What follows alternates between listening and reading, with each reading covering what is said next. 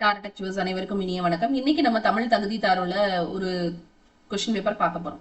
So முதல் கேள்வி, சரியான இணைப்பு சொல்லை தேர்ந்தெடு. சுடர் விளக்கு டேஷ் தூண்டுகோல் வேண்டும். நமக்கு இணைப்பு சொற்கள் சிலபஸ்ல இருக்கு. சோ அது ஒரு பழமொழியாகவே இருக்கு. அது சுடர் விளக்காகவே இருந்தாலும் அதுக்கு தூண்டுதல் வேண்டும், சுடர் விளக்காகவே ஆனாலும் அதற்கு தூண்டுகோல் வேண்டும். சரிங்களா? சோ அப்ப ஆப்ஷன் பி. நீங்க யோசிச்சு பாருங்க, சுடர் விளக்கு ஆகையால் தூண்டுதல் வேண்டும்னு சொல்ல முடியாது. ஏற்கனவே சுடர் விட்டு தான் எரியுது, இருந்தாலும் எப்பேற்பட்ட விளக்கா இருந்தாலும் தூண்டுகோல் வேண்டும். அடுத்து இருபொருள் தருக. தலை அப்படின்னு சொல்லும் போது முதன்மையானது எது, தலையாய கடமைன்னு சொல்றோம் அப்படின்னா தலைன்னா என்னது, முதன்மையானது. இன்னொன்னு கரம் சிரம் புறம் நீட்டாதுன்னு சொல்லுவாங்க. சோ சிரம் அப்படின்னா தலை. இதெல்லாம் பஸ்ல எழுதி போட்டிருப்பாங்க. சோ அப்ப ஆப்ஷன் ஏ. அடுத்து இருபொருள் தருகன்னு கொடுத்திருக்காங்க. நிறை அப்படின்னா என்ன அர்த்தம், நிறையுடைமை நீங்காமை வேண்டின்னு சால்புன்னு சொல்லுவாங்க. நிறைனா அந்த பண்பு. இன்னொன்னு வந்து பாத்தீங்கன்னா எடை. சிலர் வந்து நம்மளுடைய குணநலன்கள்லயே நிறைவுடையவர்களா இருப்பாங்க. சிலருக்கு என்ன பண்ணாலும் பத்தாது, அவங்கள சாட்டிஸ்ஃபை பண்ணவே முடியாது. சோ அதையும் சொல்லுவாங்க. அடுத்து பாருங்க, கொடுக்கப்பட்ட பகுதிகளில் இருந்து வினாவிற்கான சரியான விடையை தேர்ந்தெடு. தாமிரபரணி ஆற்றின் மேற்கு கரையில திருநெல்வேலியும் கிழக்கு கரையில பாளையங்கோட்டையும் இருக்கு. இந்த ரெண்டு நகரங்களையும் இரட்டை நகரங்கள்னு சொல்றோம். சோ பாளையங்கோட்டையில அதிக அளவு கல்வி இருக்கிறதுனால, கல்வி நிலையங்கள் இருக்கிறதுனால அந்த நகரை தென்னிந்தியாவின் ஆக்ஸ்போர்டுன்னு சொல்றாங்க. சோ கொஸ்டின் என்ன, தென்னிந்தியாவின் ஆக்ஸ்போர்டு என அழைக்கப்படும் நகரம் இது பாளையங்கோட்டை. தாமிரபரணி ஆற்றின் மேற்கு கரையில் அமைந்திருக்கக்கூடிய நகரம் எது, திருநெல்வேலி. அடுத்து பாருங்க, பாளையங்கோட்டை தாமிரபரணி ஆற்றோட எந்த கரையில இருக்குன்னு கேட்டிருக்காங்க. கிழக்கு கடற்கரை. சோ கிழக்கு கரையில இருக்கு. பாளையங்கோட்டையில அதிக அளவு இருக்கிறது என்னது, கல்வி நிலையங்கள். அதனால அது தென்னிந்தியாவின் ஆக்ஸ்போர்டுன்னு சொல்றாங்க. சோ திருநெல்வேலியையும் பாளையங்கோட்டையும் எப்படி சொல்றாங்க, இரட்டை நகரங்கள் என சொல்றாங்க. சரி, இப்ப பாருங்க, அழுவம் வங்கம் இது ரெண்டுமே என்னது, எதை குறிக்குது, போட்டை குறிக்குது. சரிங்களா? அந்த கப்பலை குறிக்குது. சோ அப்ப அது வந்து ஒரு பெயர் சொல். அப்ப பெயர் திரிசொல். திரிசொல் தான், பட் கற்றவர்கள் மட்டும்தான் புரியும், அது திரிசொல்.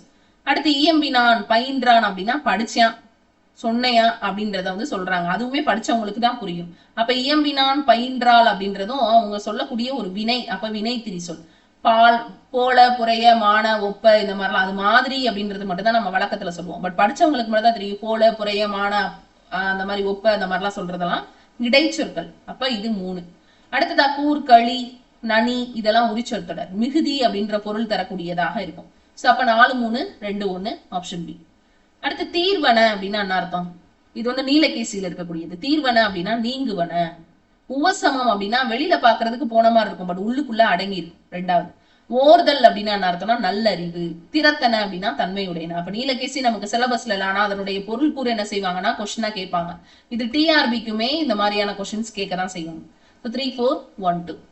அடுத்து பாத்தீங்கன்னா சரியான தொடரை தேர்ந்தெடுத்து எழுதுக. இளங்கோவடிகள் காப்பியத்தை என்னும் இயற்றியவர் சிலப்பதிகாரம். சிலப்பதிகாரம் என்னும் காப்பியத்தை இயற்றியவர் இளங்கோவடிகள். அடுத்து விளைநிலமாக இனிய சொல்லையே கொள், இனிய சொல்லையே விளைநிலமாக கொள்ள வேண்டும்.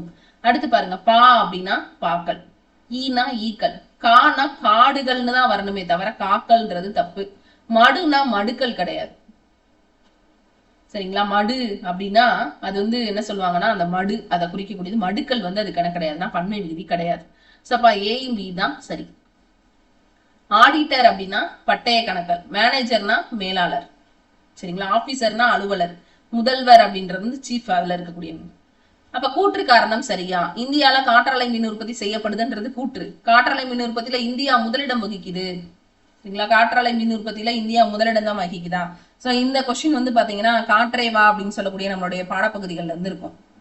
சோ வந்து காற்றாலை மூலமாக மின் உற்பத்தி செய்யறதுல நம்ம எத்தனாவது இடம் இந்தியால, அதே மாதிரி நம்ம அதை பயன்படுத்துறதுல நம்ம எத்தனாவது இடத்துல இருக்கோம் அப்படின்றதுதான் வந்து முக்கியமான ஒரு சில டேட்டாவாக என்ன செய்யப்பட்டிருக்கோம் அப்படின்னா இடம் பெற்றிருக்கோம்.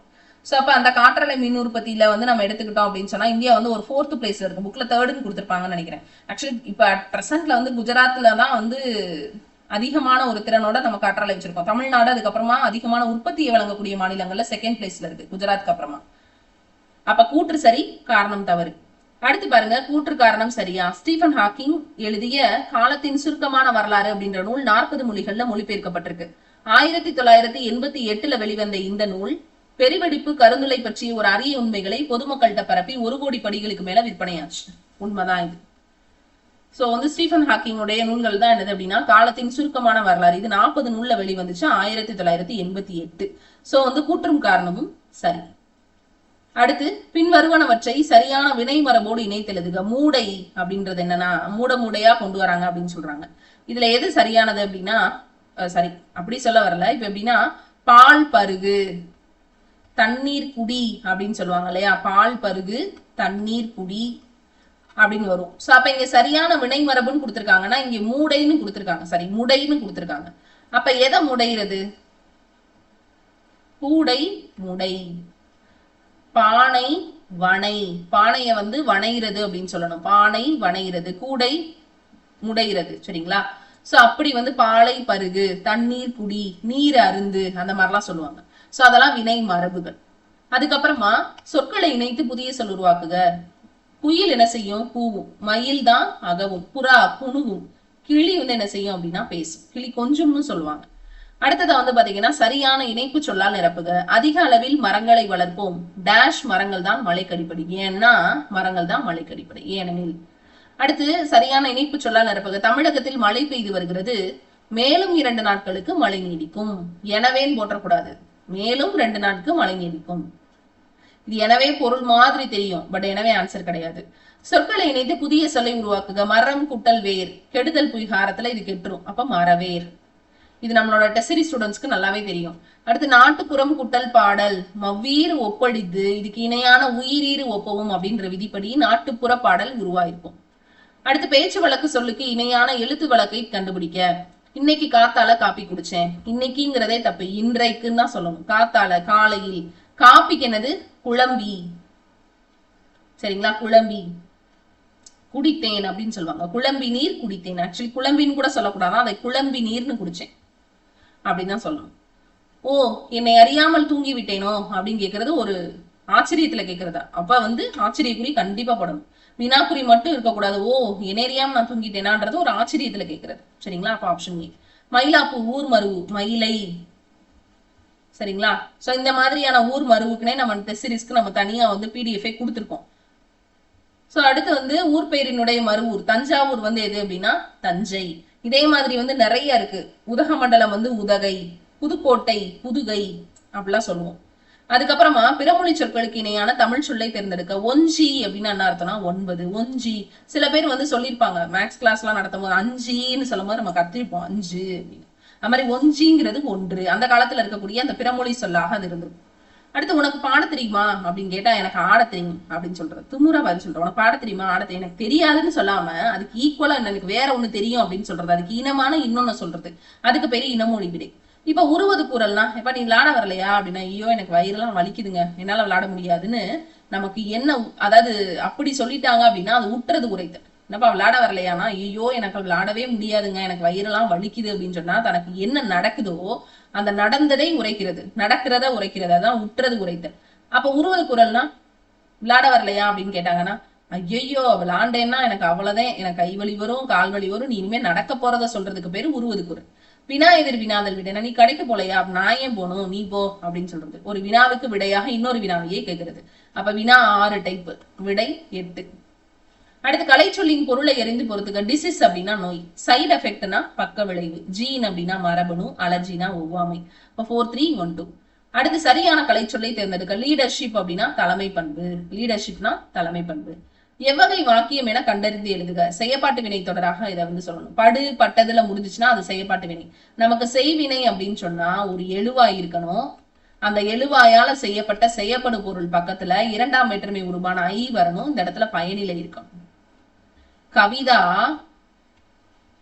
உரை படித்தாள் அப்படின்னு சொல்லலாம். உரையை படித்தாள் அப்படின்னு அந்த 2ஆம் வேற்றுமை உருவு வெளிப்படையா வரலாம், மறைஞ்சு வரணும். இது செய்வினை. இப்ப இதே இது செய்யப்பாட்டு வினையா நான் மாத்திரேன்னா அதுலயே பதில் இருக்கு, செய்யப்பாட்டு வினை. அப்ப செய்யப்படும் பொருள் முன்னாடி வரணும். என்னது? உரை அப்படிங்கிறது முன்னாடி வரணும். இது என்னது? செய்யப்படும் பொருள். யாரால நடந்துச்சு அப்படின்னு சொல்லக்கூடியது அந்த எழுவாய்.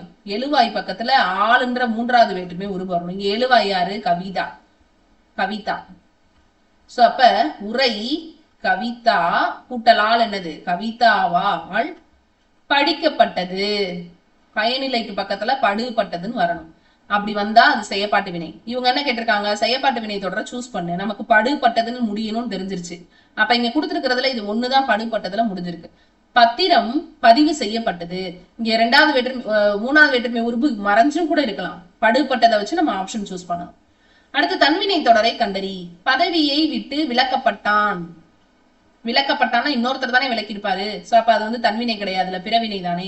நீக்கினான்னா இவன் தான் இன்னொருத்தரை நீக்கியிருக்கான். நீங்கினான் அப்படின்றத அவன் நீங்கிறது, அப்ப அது தன்வினை. அடுத்து விடைக்கேற்ற வினாமிக அரசுக்கு தவறாமல் வரி செலுத்த வேண்டும். அரசுக்கு தப்பாம என்னப்பா செய்யணும் அப்படின்னு கேக்குறது. வரி செலுத்தணும். அடுத்து உனக்கு கதை எழுத தெரியுமா அப்படின்ற வினாவுக்கு கவிதை எழுத தெரியும் அப்படின்னு பதில் சொல்றத நான் அப்பதான் சொன்னேன். அதை இல்லைன்னு சொல்ல தெரியாம அதுக்கு ஈக்குவலா ஒண்ணு சொல்றது இனமொழி விடை. சொற்கள் முறையாக ஒழுங்கமைக்கப்பட்ட ஒரு தொடர். மல்லிகை குளத்தில் பூக்கும் மலர் அன்று. அன்று என்பது ஒருமைக்கும் அல்ல என்பது பன்மைக்கும் உரியது.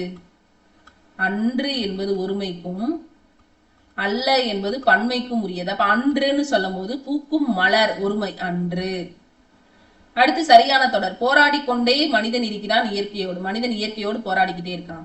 அடுத்து பாருங்க, இலக்கியா இனிமையாக பாடியதால் பரிசு பெண். ஏன்னா ஆகன்ற சொல்லுறுப்புகளுக்கு பின்னாடி வல்லினம் மிகும். எப்ப இங்கேயும் வல்லினம் எடுத்து வந்திருக்கிறதுனால. சரிங்களா? அடுத்து அகர வரிசைப்படுத்துக. ஒழுக்கம், உயிர், ஏறு, எளிமை. உயிரெழுத்துக்கள் தான் எல்லாமே இருக்குது. அப்ப அ இ உ ஊ ஏ ஏ ஏக்கு அடுத்து ஏ, அதுக்கு அடுத்து ஓ. அப்ப ஆப்ஷன் பி. அடுத்து பாத்தீங்கன்னா வேர்ச்சொல்லுக்குரிய வினையாளனையும் பேர். தா தந்தவன். பண் அப்படின்ற சொல்லுக்கு இணையான சொல் எது அப்படின்னா இசை, பாடல், இது எல்லாமே பண் தான். பணி அப்படின்றது என்ன கிடையாதுன்னா இணையற்ற சொல். அடுத்து பொருளை புரிந்து. நிலத்துக்கு அடியில் கிடைக்கும் டேஷ் யாவும் அரசுக்கே சொந்தம். புதையல் எல்லாமே யாருக்குதான் சொந்தம்? அரசுக்கே சொந்தம். சரியான விடையை பூ மனம் வீசும். இந்த மனம்ன்றது மனசை குறிக்கிறது. ஆங்கில சொல்லுக்கு இணையான தமிழ் சொல் வன பாதுகாவலர், ஃபாரஸ்ட் கன்சர்வேட்டர். வைல்ட் அனிமல்ஸ்னா காட்டு விலங்குகள்னு அர்த்தம். சோ வனவிலங்குகளுக்கு தான் இது வரும். காடுனா ஜங்கிள், சோ அதுவும் மாறி இருக்கு. வனவியல்ன்றது ஃபாரஸ்ட்ரி, அது கரெக்டா இருக்கு. சோ ஆப்ஷன் டி தான் சரி. அடுத்து சரியான மரபு சொல்லை தேர்ந்தெடுத்து எழுதுக. ஆந்தை என்ன செய்யும்? அலரும். மயில் அகவும். குயில் பூவும். கிளி பேசும். சரிங்களா? அடுத்து பொருந்தாத சொல். கிணறுனா கேணி. கரெக்ட் தான், பொருத்தமான சொல் தான். கிணறுனா கேணி. பெற்றம். பெற்றம்னா பசுன்னு சொல்லுவாங்க. பெற்றம்னா பசு. சித்தம் உள்ளம். ஆளினா கடல். ஊழினா நீண்டதொரு காலப்பகுதி, உலகம் கிடையாது. மேதினா தான் உலகம். அப்ப ஆப்ஷன் டி தான் தப்பு. அடுத்து உரிச்சொல் அல்லாதது எது? சால, தவ, நனி, கூர், களி, இது எல்லாமே உரிச்சொல் தொடர். சில பலன்றதெல்லாம் கிடையாது, அது அடுக்கு தொடர்ல வரும் அல்லது ரெட்டைக்கிளவில வரும்.